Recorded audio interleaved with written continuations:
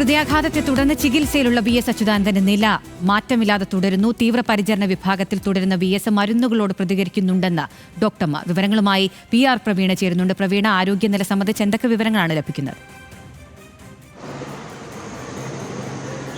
കഴിഞ്ഞ മാസം 23-ാം തീയതിയാണ് മുൻ മുഖ്യമന്ത്രി കൂടിയായ വി എസ് അച്യുതാനന്ദനെ തിരുവനന്തപുരത്തെ സ്വകാര്യ ആശുപത്രിയിൽ പ്രവേശിപ്പിച്ചത്. ഗുരുതര ഹൃദയാഘാതത്തെ തുടർന്നായിരുന്നു പ്രവേശിപ്പിച്ചത്. വെന്റിലേറ്ററിന്റെ സഹായത്തോടെയാണ് അദ്ദേഹത്തിന്റെ ജീവൻ നിലനിർത്തുന്ന അടക്കമുള്ള കാര്യങ്ങൾ ചെയ്തത്. എന്നാൽ കാര്യങ്ങളിൽ കുറച്ചധികം മാറ്റമുണ്ടായിരിക്കുന്നു എന്നുള്ളതാണ് ആശുപത്രിയിൽ നിന്ന് ലഭിക്കുന്ന വിവരങ്ങൾ.